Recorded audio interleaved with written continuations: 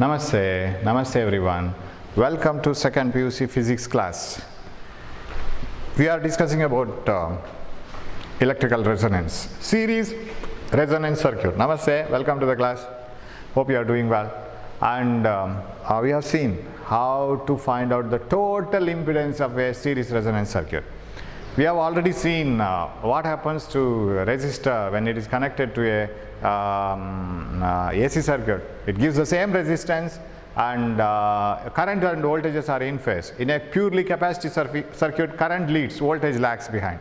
And in a purely inductive circuit, voltage leads, current lags behind. So all these, when they are combined together in series, what is the result? That is called electrical resonance circuit. You will come to know why do we call it as resonance. You have studied resonance column last year, right?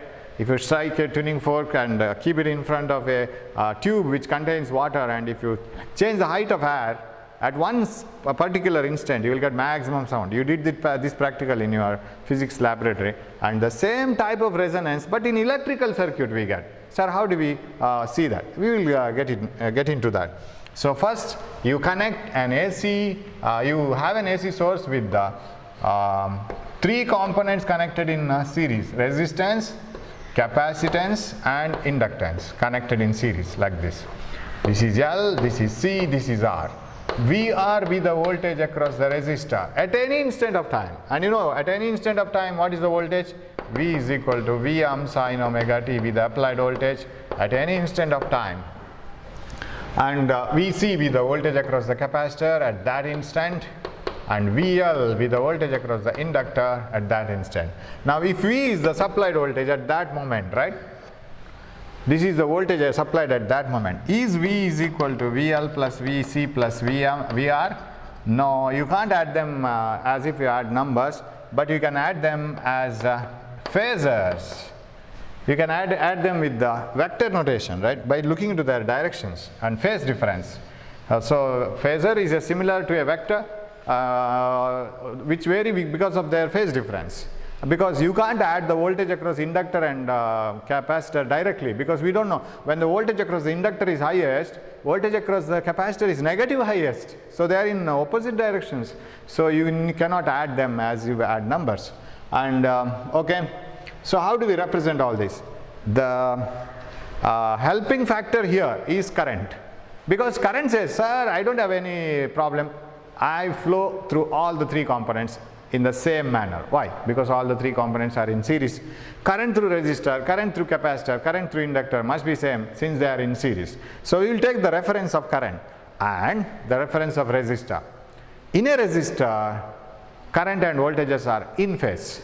That means when the voltage is highest, current is also highest. When the voltage is 0, current is also 0. We have seen this in the last class, so I will go a little bit faster now. Okay, so across resistor, voltage and current are in phase. How do you represent it? It is represented like this. Suppose this is the voltage across the resistor, then current through the resistor is represented like this. But I need not write IR. Reason is current through resistor, current through inductor, current through capacitor must be same at that instant. At one instant, if current through the resistor is I, then this should be the I, this should be I. But voltages we can't say. Now take the same current as reference. Ask that current. When you are flowing through resistor, did you observe the voltage? You ask the current. Current. When you were flowing through resistor, did you observe the same voltage? How was it? Current says, sir, when I was flowing through resistor, voltage was also having my corresponding value according to me, right? According to my phase, there was a similar phase voltage. When I was maximum in resistor, voltage was also maximum through the across the resistor. That means they are in phase. That's why we are. Now when the same current flows through capacitor, you ask the current while you are flowing through the capacitor, how was the voltage? It says, sir, voltage was missing. Why? Because when I was maximum, voltage was 0. Because there was a phase difference of 90 degree. When I went to 0 value, voltage became maximum.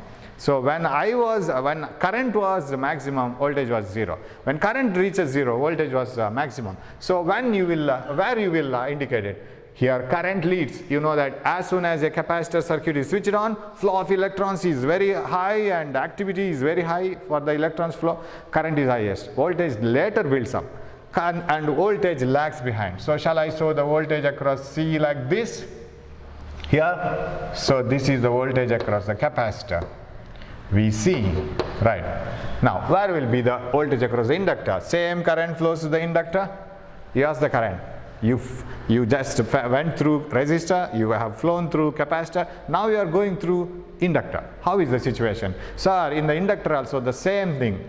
When current is maximum, voltage is zero, but voltage leads. As soon as you switch on an inductor coil, voltage will be maximum, then it decreases to zero, then current increases to maximum. Voltage leads in an inductive circuit, so VL is here. VL lies here. So voltage across the inductor leads the current by pi by 2, and current through the capacitor leads the voltage by pi by 2, or voltage across the capacitor lags behind. And this is the way in which the three voltages are aligned. How can you add the three voltages if they have a phase difference like this? If all the voltages were in phase, you would have added it, as you do in resistor circuit, DC circuit. When you connect three resistors across a DC circuit, in order to find out the equivalent circuit, equivalent resistance, you do that. V1 is the voltage across first resistor, V2 is the voltage across second resistor, V3 is the voltage across third resistor. That's what you do. Total voltage supplied is V1 plus V2 plus V3, because all of them are in phase. When current through the circuit is highest, voltage across R1, R2, R3, all the three voltages must be highest. But here, it is not so. Now how will you add the three voltages, sir? In order to find out what the voltage supplied is, here V, in order to find out the supplied voltage V, the full voltage from here to here, how can I find out it from VR, VS, VC, VR? You have to correct these phasors. You have to add the phasors. How to add the phasors? They are not in the same direction. But there are two phasors which are in the opposite direction. Reduce them first. What are the two phasors which are in the opposite directions? VL and VC. Now which to subtract now? VC minus VR or VL minus VC? What to do, sir? Now we don't know which is greater. In the diagram I might have indicated VL smaller, VC smaller, greater.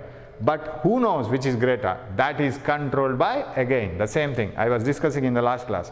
Everything is controlled by frequency. Frequency of AC, because which is greater, VL or VC? VL is greater or VC is greater? That is decided by the values of their reactances, because VL is equal to I into XL, VC is equal to, you see, whatever voltages and current that I write here, it may be RMS, all the RMS voltages. Peak value will indicate it later, I into XC. Whether VL is greater or VC is greater is not decided by current, it is decided by XL is greater or XC is greater. Whether XL is greater or XC is greater is decided by frequency. Why? Because XL is equal to omega L, that is equal to 2 pi nu L. You know this. XC is equal to 1 by omega C, that is equal to 1 by 2 pi nu C. If the frequency of this AC, what do you mean by frequency of AC? You know, AC source has a provision of changing the frequency, keeping the same peak values. Suppose it is plus 10 to minus 10 volt, peak to peak values, you can have less number of cycles repeated, you can have more number of cycles repeated, you can have much more number of cycles repeated per second, but peak values are same. So if you have high frequency, XC is less. Say 50,000 hertz, 50,000 cycles per second. Imagine 50,000 cycles means it should go to the positive highest, 0, negative highest, 0. That such a type of variation has to be repeated 50,000 times in a second. It's so fast. If frequency is high, XC is 0, almost. When frequency is high, XL is high. XL is greater than XC. If XL is greater than XC, VL will be greater than VC. If frequency is very low, XC is greater because it is in the denominator. When nu is less, XC is more and XL will be less. When XC is more, VC will be more. Voltage across capacitor will be more. Whether voltage across capacitor is more or inductor is more is decided finally by this person, that is frequency of AC. Everything is controlled by frequency. Now let us assume that we are in a condition of low frequency or high frequency, whatever it is. And we have seen in the last class that finally our conclusion, even though the conclusion becomes wrong, answer doesn't become wrong. You can get the same answer or you will get the same formula finally. So let us assume that frequency is very less. When frequency is very less, XC is greater than XL and VC is greater than VL. This is what do we get. That is what I have indicated here. Voltage across capacitor is greater than voltage across inductor. Now, if this is the situation, you can subtract VL from VC, so you can go for VC minus VL.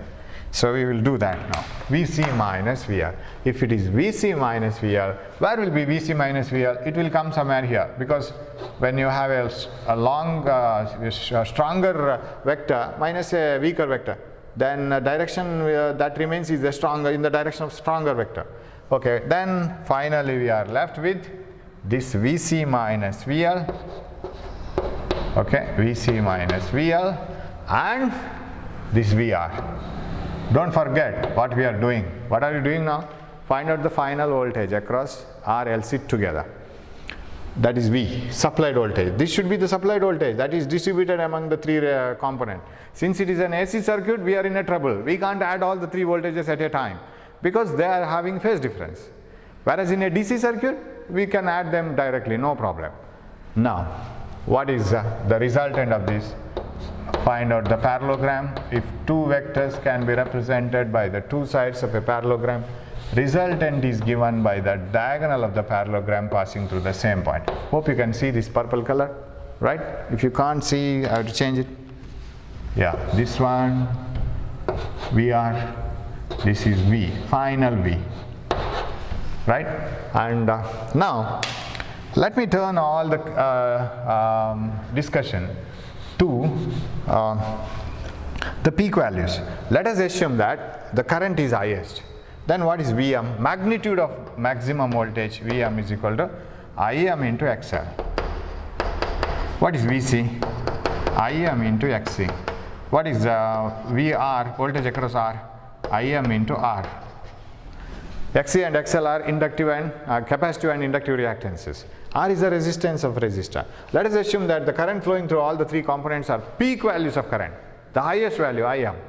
If it is so, then okay, little change here needed.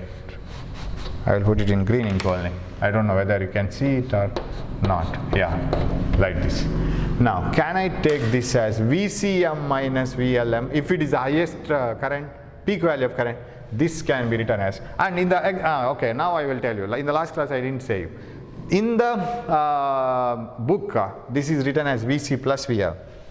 If you see the book, it is VC plus VL, because they are taken as phasors, vector. Because even if the two vectors are subtracted, we write it as A plus B, where B is negative, that's all. So this is negative, that is why VC minus VL we have put, right? So of course, if you write VC minus VL, no problem. If it is written like this, it is okay, because we are writing vectors. Here VL is taken negative. It is a vector subtraction. Okay, VL is negative, that's all. Okay, now, shall I write this as VCM, peak value of voltage across capacitor, maximum value, minus VLM, peak value of voltage across inductor. What about this one? This is the voltage across resistor, right? This was VR. So can I write this length as, of course I write current I. What is this length now? This is VRM, maximum voltage across resistor, from here to here. This is the final voltage, this should be Vm, right? Vm. The final peak value, if it is peak value itself. Now, the phase difference between current and voltage, that is phi. Now apply Pythagoras Theorem. Now mathematical, purely mathematical. Then again physics, we have to analyze it. So apply Pythagoras Theorem. From this triangle, we can write this square plus this square, this square, this square, Vm square, or shall I write here? Okay. Vm square is equal to Vrm square, velocity, voltage across resistor maximum, plus Vcm minus VLM whole square. VLM whole square. Remember, suppose voltage across inductor was more, voltage across capacitor was less, then this subtraction would have resulted in a direction here. we would have got VL minus VC whole square. If it was VL minus VC whole square, of course answer would have been the same, because that negative sign would have been lost because of square. So every time you will get positive. So no problem. What is Vm? Vm is equal to, okay, we will write Vm square is equal to, what is Vrm? Voltage across R maximum, voltage across C maximum, voltage across L maximum, voltage across R maximum, Im into R whole square plus Im into XC minus Im into XL whole square. What is Vm? I'll put square root. Im square into here one R square plus XC minus XL whole square. Am I right? Here Im square outside, here Im square outside, totally outside. Bring it outside the square root also. Vm is equal to Im into root of R square plus XC minus XL whole square. Bring this Vm here. Vm by Im is equal to R square, I'll write it here, R square plus XC minus XL whole square, square root. And I call this as peak value of voltage by peak value of current, or RMS value of voltage by RMS value of current, because you can divide it by 1 by root. You can divide it by root 2, by root 2 by root 2, V by I. That is called total impedance of the circuit, Z. Z is called total impedance because you can't call it as simply reactance because there is a resistance. You can't call it as simply resistance because there are reactances. So totally the reactance in that resistance in the form of phasors, when we found out the equivalent value of resistance and reactance, we call it as impedance. It is the total voltage by total current. So total impedance of the circuit is not R plus XL plus XC. It is not the addition of the 3 reactances or 2 reactances and 1 resistance. It is simply root of R square plus XC minus XL whole square. Even the reactance you see here, XC minus XL is called reactance, or XL minus XC, whatever it is called reactance. If you remove resistor from this circuit, you will have only inductor and capacitor, right? So what is the total reactance of the circuit? It is a root of, this is 0, if there is no resistor in the circuit, root of XC minus XL whole square. What is root of XC minus XL whole square? It is XC minus XL. That is reactance. R is resistance. Root of R square plus XC minus XL whole square is impedance. So I don't go for these steps further. This is the second time I am doing. Next time I don't go for these steps because it is a very easy step. Now, but you will have to have all these things, supporting things. So impedance of the circuit is given by this formula. See how strange it is. Till now we haven't subtracted resistances anywhere, isn't it? Did you subtract the resistance R1 minus R2, R2 minus R1? Nothing. But here you see reactances may be subtracted. And they are not simply additions. See the formula, root of R square plus XC minus XL whole square. That is called total impedance of the circuit, and that can also be written as RMS value of voltage divided by RMS value of current, because you can divide by root 2. So that may be a question. What is the impedance of the circuit? Okay, now we will analyze the circuit. Okay, now you see here, I will rub this part. This part is not needed. I want only Z now. Z is equal to root of, so total impedance of the circuit is Z is equal to root of R square plus XC minus XL whole square. That is the total impedance and can be written as V by Vm by Im or Vrms by IRMS. Okay, that is Z. We can obtain it from all these formulas. Now here you see, in every when we were analyzing every circuit, whether it was a capacitive, whether it is resistive, whether it is inductive, we analyzed it, which leads and which lags, whether it is current, whether it is voltage, whether they are in phase.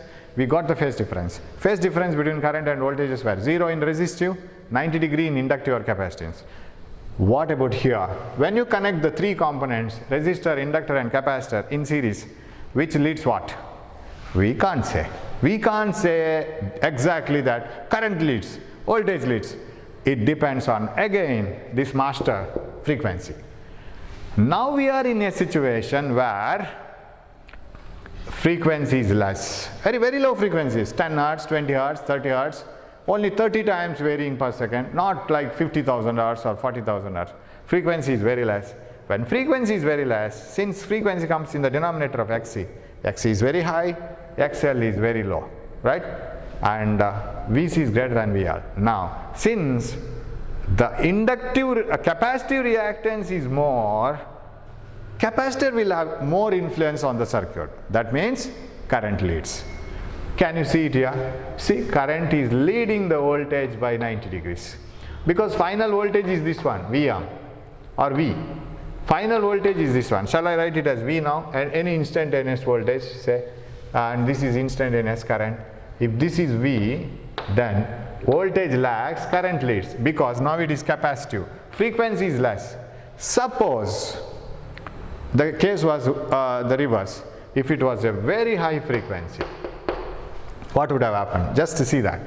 If it was very high frequency, the result was XL would have been greater than XC, because XL is directly proportional to frequency. If the denominator is more, XC will be less, and VL would be greater than VC.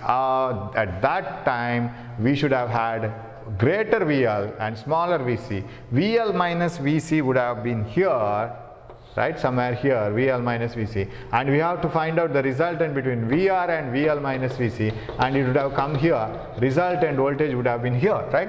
So this, instead of, or I will show it in a separate diagram. This VR is here, current is here, and say VC is smaller, VL is larger. What would have been the result? VC is smaller, VL is larger, because we are at a very high frequency. Number of cycles repeated in AC is very high. Then we should have gone to VL minus VC. It might be somewhere here, VL minus VC. Then where would have been the parallelogram? Here. Where is the resultant? Here. This is the output voltage. Final voltage will be here and current will be here. Now voltage leads. Am I right? Voltage leads the current by an angle phi. I think you can follow it. But whatever it is, this formula doesn't change. It is XL minus XC, whatever it is. Even if we put XC minus XL, we will get minus. But if you get minus, when you square it, you will get positive. Nothing will happen to this plus. It will always be plus. Okay. So, if the frequency is very less, you have understood it now. If the frequency is very less, capacitor will have more influence on the circuit, and current leads. If the frequency is very high, then inductor will have more influence, because its reactance will be very high. More voltage will be dropped across inductor at high frequencies, because it shows very high reactance. And when more voltage across the inductor is found, you have to go for VL minus VC, then the resultant will be a voltage leads. But by how much angle? In both the diagrams, you have come to know that this phi is not 90 degrees. It is not 90 degrees, it is some angle which is less than 90 degrees.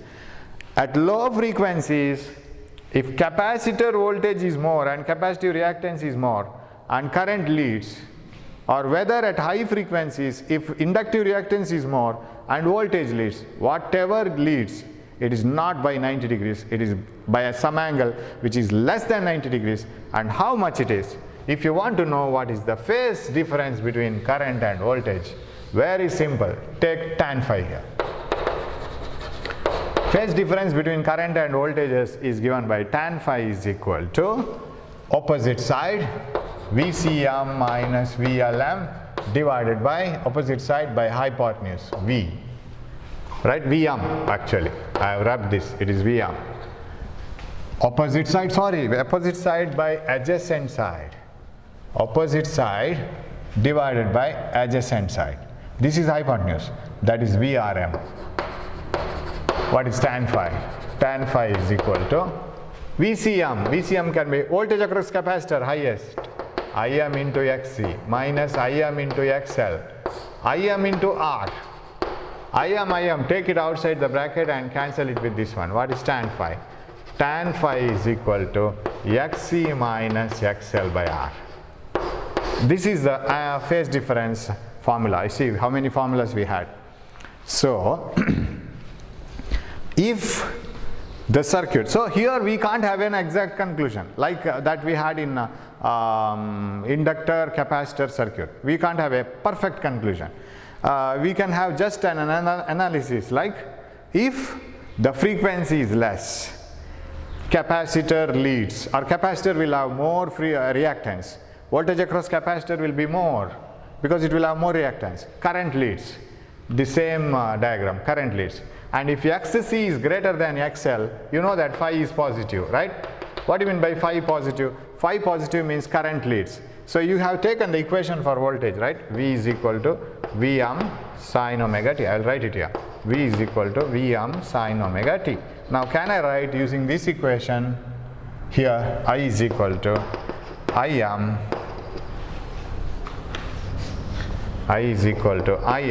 sine omega t plus phi. Can I write it like this? Can I write the equation like this? I is equal to Im sine omega t plus phi. If the equation is like this, it suits for this diagram. Plus phi. What is that phi? Is it 90 degree? Never. It is less than 90 degree because phi is given by tan inverse of Xc minus XL by R. It can never be 90 degrees. If it has to be 90 degrees, it should be only inductive circuit, only capacitive circuit. Hope you are following. If it is only inductive, no resistor and capacitor, voltage leads by 90 degrees. Voltage leads current by 90 degrees. If it is only capacitive, no inductor and resistor, current leads voltage by 90 degrees. But here it cannot be. Phi is given by this formula and it is plus phi. Sir, is it always plus phi? Here current leads the voltage by an angle of phi. No, it need not be always plus phi. Suppose we are going for high frequencies, as I had written earlier. When the frequency is very high, you know, XL is greater than XC because it is directly proportional to frequency. And when XL is greater than XC, VL is greater than VC, voltage across L will be greater. When voltage across L is greater, you know, the whole diagram will shift, right? Or if you come to this formula, if XL is greater than XC, what happens? XC minus XL. XC minus XL is negative because XL is greater than XC when the frequency is very high. This will be negative. Phi will be negative because tan of minus theta is minus tan theta. Answer is negative. Omega t minus phi. What does this indicate? Current lags behind. Current lags behind the voltage at very high frequencies, but not by 90 degrees. And at frequencies, very low frequencies, current leads the voltage by an angle phi. And the phase angle is given by Xc minus XL by R. And that is another derivation. Equation for phase difference between current and voltage. Now, we can go for cos phi also here. Sir, it is needed. We will discuss it later also, why cos phi is needed. You can find out the phase angle using cos phi also. Cos phi is equal to adjacent side Vrm divided by hypotenuse Vm. Now, Vm by Im is Z. Okay, forget about this one. RMS. Vm by Im is Z. What is Vm? Im into Z. Peak value of current into total reactance, total impedance. Im into Z is Vm. What is Vrm? Peak value of current into resistor. Im into R is voltage across the resistor. Im cancels. R by Z. So phi can also be written as cos inverse of R by Z, or cos phi is equal to R by Z. This is called power factor. Do you remember I told in one of the class that power dissipated in any component, AC component, that is AC circuit, well, power dissipated in either in a resistor, capacitor or inductor, wherever it is Vrms into Irms into cos phi. Do you remember this? Power dissipated in any in an AC circuit is Vrms, Irms into cos phi, where cos phi is power factor. This one cos phi, same cos phi, R by Z. We are going to analyze this because all formulas will support you one another. They will support one another. One formula gives some clue for conclusion of another formula. Okay, so this is about how the circuit works at different frequencies. Now, we will come to an important part. So, analyze this circuit once again. You know that here, I will just rub unnecessary things and I will retain only the necessary things. You know that here current in the circuit is given by I is equal to V by Z, where Z is the total impedance. V by root of R square plus XC minus XL whole square. This is the formula for I, because I is equal to V by Z. So this is RMS voltage and RMS value of current, say. Then if I bring I here, Z here, I is equal to V by Z, where these are all RMS values. And V by root of R square plus XC minus XL whole square. Now, when do I get highest current in the circuit? And we have discussed, when the frequency is low, XC is greater than XL, because XC is 1 by 2 pi nu C and XL is 2 pi nu L. Correct? When the frequency is very low, X is greater. Somehow you will get a term here, right? R square plus something. Denominator is not very small, current is less. When the frequency is very high, XL is greater than XC. Again, this is greater. Sir, whether it gets subtracted? Never. R square plus this square, again positive. Whether XL is greater, hope I think you can follow what I am saying. Whether XL is greater, whether XC is greater, whether the frequency is less or frequency is low, whatever it is, you have a term here. That means denominator will always have a term R square plus something. This can never be R square minus, because I am trying to get maximum I. When do I get current in the circuit, highest current in the circuit? That is my question. Current in the circuit will be maximum only when denominator is minimum. So shall I go on writing it? I is maximum, and already you know this is a resonance circuit. You just follow it. It is a resonance. Resonance means I should get maximum current. Resonance column means I should get maximum sound. I have to adjust the length of the pipe and R column inside the pipe in such a way that I get a maximum sound. Here I should get I maximum. Current in the circuit is maximum when denominator Z is minimum, isn't it? I have to try to make Z as less as possible. How to make Z as less as possible? That is by controlling frequency. You know that XC and XL, they depend on frequency. So can't you change the frequency and change the value of XC and XL so that denominator is very least, so that current is most in the circuit? Possible. How to change XC and XL? If you make XC much greater, of course here some term remains and denominator will be larger. If we make XL very large, some term remains in the denominator and denominator will be very large. The minimum possibility is make this term 0, isn't it? Nothing else can be possible. Sir, why can't I make R squared minus something? Not possible. Here you have a square. When you have a square here, whether this XC minus XL is positive or negative, whatever it is, it gets added to R squared. Denominator can never escape from subtracting from R squared this term. This term will always get added to R squared. So when this term gets always added to R squared, what is the minimum possibility of making, what is the best possibility of making denominator minimum? Make this 0. That's the only possibility. If this is 0, if XC is equal to XL, what happens? I becomes maximum. That is the best possible way of getting current. That becomes V by R. Why? XC minus XL is 0. Root of R square is R, V by R. This is the highest value. Mathematically you analyze this one. Mathematically, the least possible answer for denominator is R only, because this can be made equal and it can be made 0. Even if you make XL greater or XC greater, this term remains, so denominator will be more. So maximum current flows in the circuit, resonance circuit, when the denominator is minimum, that is equal to R. So Z minimum, the minimum possible of Z, that impedance is only resistance. That is when XC and XL are equal. It's a very beautiful conclusion. It is like this, you see. Just go on analyzing it.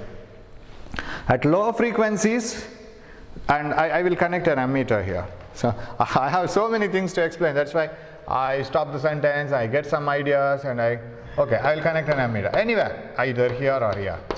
You ask the ammeter, how is the current in the circuit? Sir, circuit current is very low, it will say. Very less amount of current, sir. Why?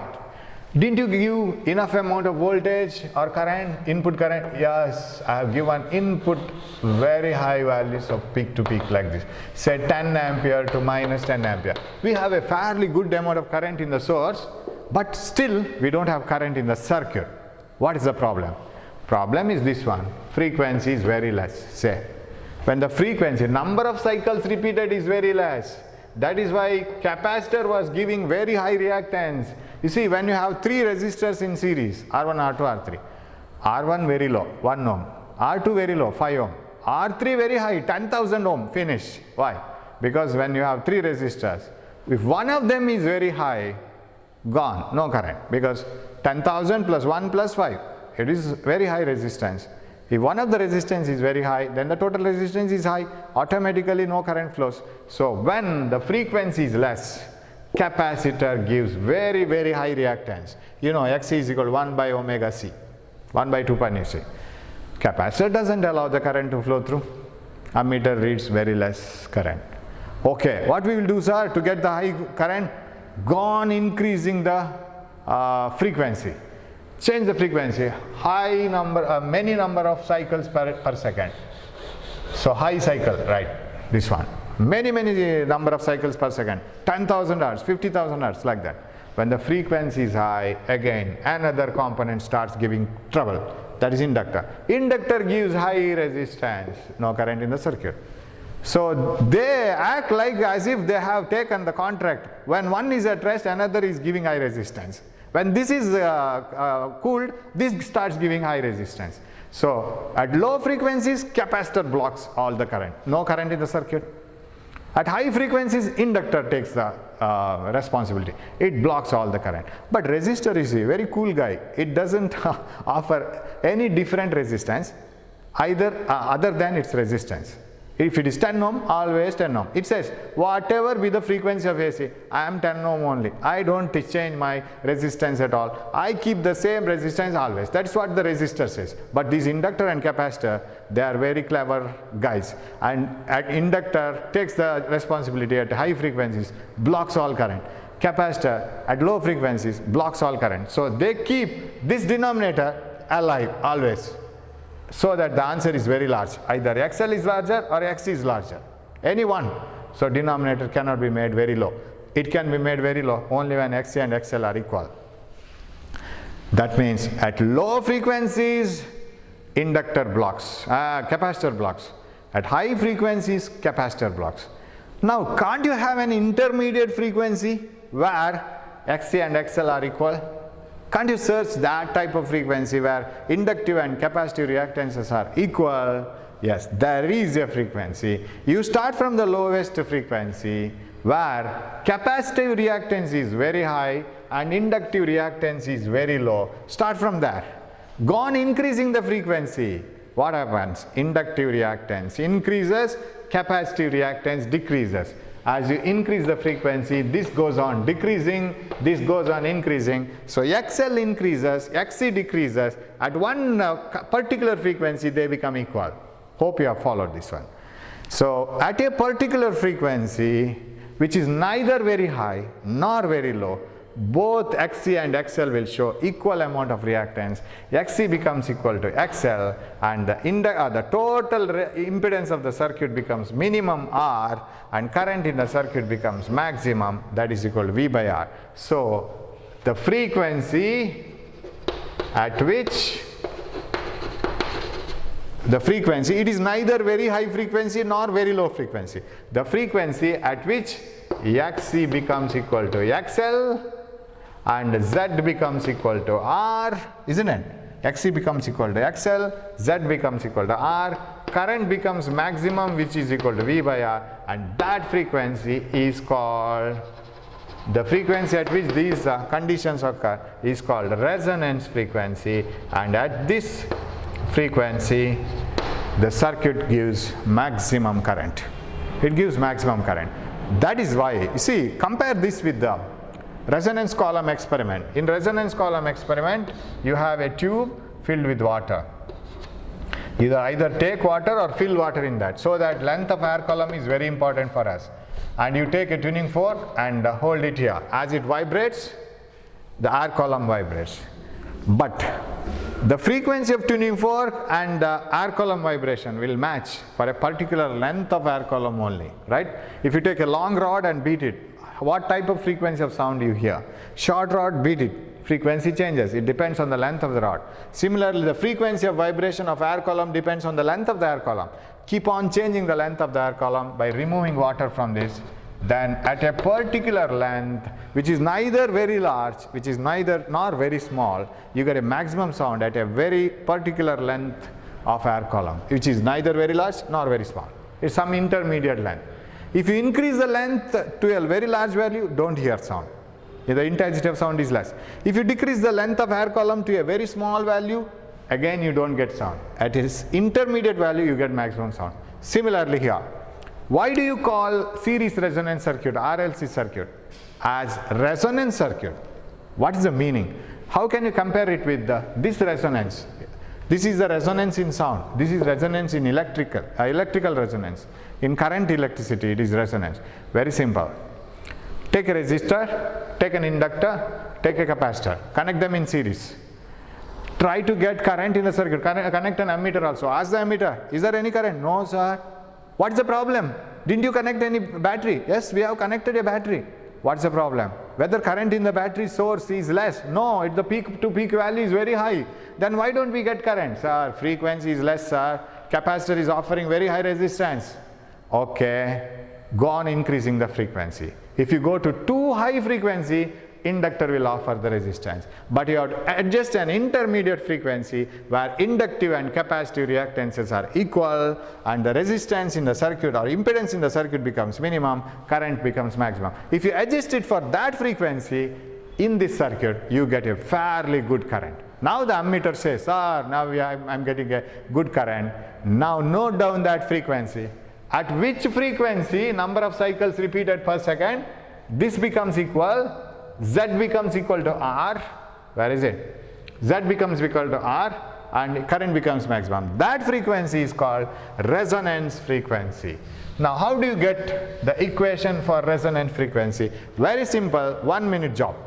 Sir, for what frequency this happens, sir? Whether it is for 500 Hz, 300 Hz, 700 Hz, 1000 Hz, whether it is for low frequency, no. High frequency, no. Intermediate, what is that value? That value depends on L and C. How? Because resonance frequency is that frequency, say nu naught, resonance frequency is that at which XL and XC are equal. What is XL? 2 pi nu naught L. What is XC? 1 by 2 pi nu naught C. Because we know that they both are happening in the same frequency. I call it as nu naught. The resonant frequency is that frequency at which inductive and capacitive reactances are equal. Now you bring this nu naught here together. Nu naught square is equal to 2 pi 1 by 4 pi square LC. LC 4 pi square. Nu naught here. What is nu naught? Nu naught is equal to square root 1 by 2 pi square root of LC. Hope this is mathematically very easy. Square root of nu naught, square root of 4 pi square is 2 pi, square root of LC I have written. Resonant frequency is that frequency in a series resonance circuit where current is maximum, impedance is minimum, inductive and capacitive reactances are equal, total impedance becomes R, not found, Z equal to R, current is maximum, and that resonant frequency is given by 1 by 2 pi root LC. Still few more things to be remaining to discuss here, but derivation is almost over, but we have to analyze it much more so that the things become very firm and very clear to you so that you can work out any type of problem given. Thanks for watching my class. Already time is over. We will meet in the next class with few more ideas of all these resonance. Thank you.